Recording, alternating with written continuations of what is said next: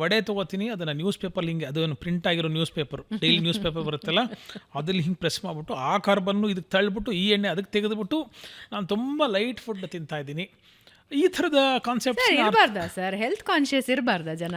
Health ಕಾನ್ಷಿಯಸ್ನ ನೀವು ಉದ್ದಿನ ವಡೆಗೆ news ಪೇಪರ್ಲಿ press ಮಾಡಿ ಆ ಕಾರ್ಬನ್ ಪ್ರಿಂಟ್ನ ವಡೆಗೆ ತಡ್ಕೊಂಡ್ರೆ ಖಂಡಿತ ಹೆಲ್ತ್ ಕಾನ್ಷಿಯಸ್ ಅಲ್ಲ, ಅದು ಶೂಡೋ ಕಾನ್ಷಿಯಸ್ನೆಸ್. ಅದ್ರ ಬಗ್ಗೆ ಜಾಗೃತಿಯನ್ನು ಮೂಡಿಸ್ತಕ್ಕಂಥ ಕೈಂಕರ್ಯ ನಮ್ಮದು. ಆಮೇಲೆ ಸಿಕ್ಕಾಪಟ್ಟೆ ಫಾಸ್ಟಿಂಗ್ ನೀವು ನೋಡ್ಬೇಕಿನ್ನೋದು. ನಾನು ಪ್ಯೂರ್ ವೆಜಿಟೇರಿಯನ್ ಸರ್, ವೀಕೆಂಡ್ಸಲ್ಲಿ ಮಾತ್ರ ನಾನ್ ವೆಜ್ ತಿಂತೀನಿ, ಇದೊಂದು ಸೆಗ್ಮೆಂಟು. ನಾನ್ ವೆಜ್ ತಿಂತೀನಿ ಸರ್ ನಾನು, ಆದರೆ ನಾನು ಇದು ಬಾಯ್ಲ್ಡ್ ಎಲ್ಲ ತಿನ್ನಲ್ಲ, ಫ್ರೈಡ್ ನಾನ್ ವೆಜ್ಜು ಸ್ವಲ್ಪ ಅಲ್ಲ ಕ್ರಿಸ್ಪಿ ಏನು ಕ್ರಂಚ್ ಇರುತ್ತಲ್ಲ ಅದನ್ನು ತಿಂತೀನಿ. ಕಮ್ಮಿ ಸರ್, ಬರೀ 60 kcal ಆಗೋಷ್ಟು ತಿಂದಿದ್ದೀನಿ, ಬೇರೆ ಆದರೆ 400, ಆದರೂ ನಾನು ದಪ್ಪ ಆಗ್ತೀನಿ sir. If you are design for it genetically, ನೀವು ತಿನ್ನು. I am not talking about non-veg. I am talking about gobi manchuri. Okay. I am talking about French fries. I am talking about pastries. I am talking about pizza. I am talking about burger. ಇವೆಲ್ಲ ಅನೇಕ ಚರ್ಚೆಗಳು ನಮಗೆ ಜ್ಞಾನ ಇಲ್ಲದೆ ಹಿಂಗೆ ಹೋಗ್ತಾ ಇರ್ತೀವಿ. Sir, pizza burger ಇವತ್ತಿನ ಕಾಲದಲ್ಲಿ ಇಟ್ಸ್ ಲೈಫ್ ರೊಟೀನ್ ಅಂತ ಅನಿಸ್ಬಿಡುತ್ತೆ.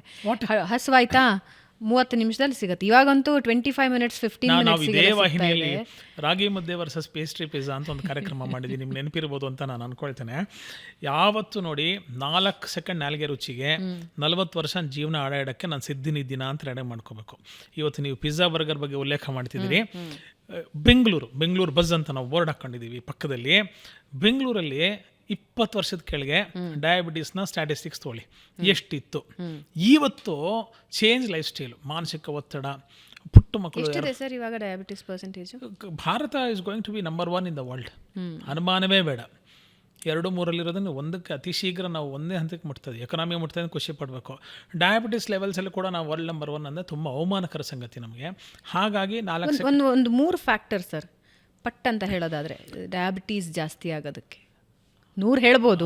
ಅನಿಯಮಿತ ಊಟ, ಮಾನಸಿಕ ಒತ್ತಡ, ಅತಿಯಾದಂತಹ ದುರಾಸೆ. ಅತಿಯಾದ ದುರಾಸೆನೇ ಜಾಸ್ತಿ, ಅತಿಯಾದಂತಹ ದುರಾಸೆ. ಸೊ ಇದು 3 ವರ್ಜ್ಯ. ಅತಿಯಾದ ದುರಾಸೆ ಅಂದರೆ ಈಗ ದುಡ್ಡು ಎಲ್ಲರ ಹತ್ರ ಇದೆ. ಒಂದು ಕಾಲಕ್ಕೆ ದುಡ್ಡು ಇರ್ತಾ ಇರಲಿಲ್ಲ, 2 ಸ್ಕ್ವೇರ್ ಮೀಲ್ಸ್ಗೆ ಕಷ್ಟಪಡ್ತಕ್ಕಂಥದ್ದಿತ್ತು. ಇವತ್ತು ಎಲ್ಲರಿಗೂ, ಇವತ್ತು ನೀವು ಶನಿವಾರ ಭಾನುವಾರ ಬೆಂಗಳೂರಲ್ಲಿ ಸುಮ್ಮನೆ ಹಿಂಗೆ ಬೀದಿಲಿ ಒಂದು 1/2 ಕಿಲೋಮೀಟರ್ ನಡ್ಕೊಂಡು ಹೋದರೆ ಮನೆ ಅಡುಗೆ ಮನೆಯೇ ಇಲ್ವೇನೋ ಅಂತಕ್ಕಂಥದ್ದು ಒಂದು ಬರುತ್ತೆ. ಸೋಷಿಯಲ್ ಮೀಡಿಯಾ ಹಿಂಗೆ ಸ್ಕ್ರಾಲ್ ಮಾಡ್ತಾ ಇದ್ದರೆ ಅಲ್ಲಿ ದೋಸೆ ಚೆನ್ನಾಗಿದೆ, ಇಲ್ಲಿ ಪಾನಿಪುರಿ ಚೆನ್ನಾಗಿದೆ, ಇಲ್ಲಿ ಕಬಾಬ್ ಚೆನ್ನಾಗಿದೆ, ಅಲ್ಲಿ ಬಿರಿಯಾನಿ ಸೂಪರ್ ಆಗಿದೆ ಅಂತ ಟೆಂಪ್ಟಿಂಗ್ ಬರ್ತಾ ಇರುತ್ತೆ.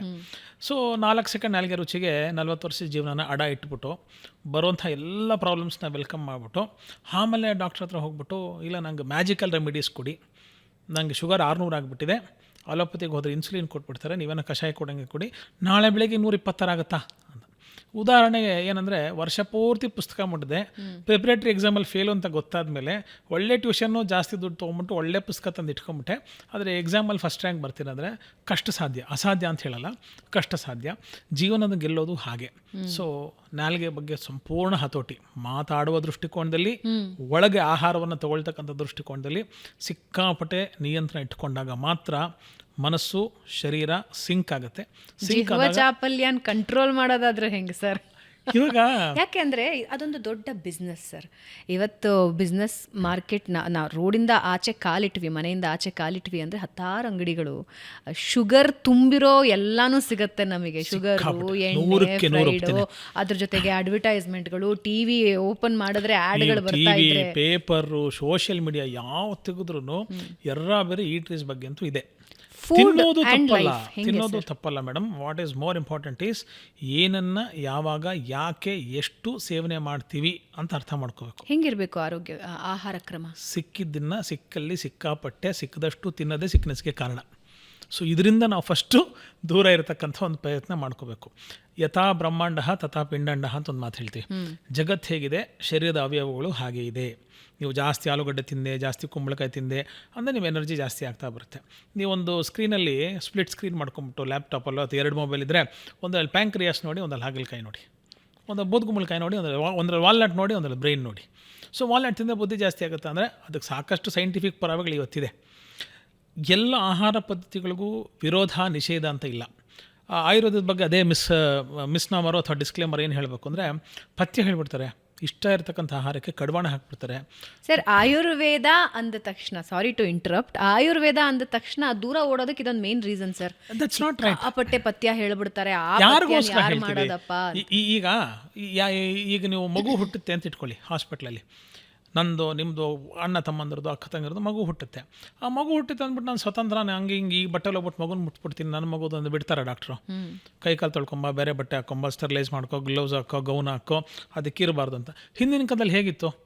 ಒಂದು ಮಗು ನಿಮ್ಮ ಕೈಗೆ ಕೊಡಬೇಕು ಅನ್ನೋದಾದರೆ ಶುಭ್ರವಾದಂಥ ಬಟ್ಟೆ ಉಟ್ಕೋ, ಸ್ನಾನ ಮಾಡ್ಕೋ, ಕೈ ನೈಲ್ಸ್ ಕಟ್ ಮಾಡ್ಕೊಂಡಿರು, ಆ ಮಗುನ ಕೂತ್ಕೊಂಡು ತೆಳುವಾಗಿರ್ತಕ್ಕಂಥ ಯಾವುದೇ ಗಂಟುಗಳು ರಹಿತವಾದಂಥ, ನಮಗಂತೂ ಶರ್ಟ್ ಬಟನ್ಸ್ ಇದ್ದರೆ ಮಕ್ಕಳ ಕೈ ಕೊಡ್ತಾರಲ್ಲ, ನಿಂತ್ಕೊಂಡು ಎತ್ಕೋಬಾರ್ದು, ಇಷ್ಟು ಪ್ರಿಕಾಷನ್ಸು, ಸೇಫ್ಟಿ, ಪ್ಯೂರಿಟಿ ತೊಗೋತಾಯಿದ್ರು. ಹಾಸ್ಪಿಟ್ಲಲ್ಲೂ ಹಾಗೆ ತೊಗೋತಾರೆ.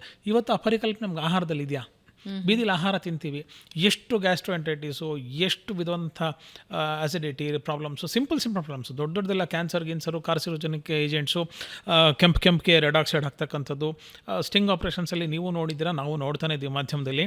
ಇದೆಲ್ಲ ಬೇರೆ ಚಿಕ್ಕಪುಟ್ಟ ರೆಡ್ ಆಕ್ಸೈಡ್ ಹಾಕ್ಬಿಟ್ಟು, ಕಲರಿಂಗ್ ಹಾಕ್ಬಿಟ್ಟು, ಕಬಾಬ್ನೋ ಗೋಬಿ ಮಂಚೂನೋ ಪ್ರೆಸೆಂಟಬಲ್ ಕೊಟ್ಟು ಅದಕ್ಕೆಲ್ಲ ಫೋಟೋ ಶೂಟ್ ಮಾಡಿಸಿ ಅಟ್ರ್ಯಾಕ್ಟ್ ಮಾಡಿ ಜನಕ್ಕೆ ಪ್ರೂವ್ ಮಾಡೋದು ಒಂದು ಬೇರೆ ಲಾಜಿಕ್.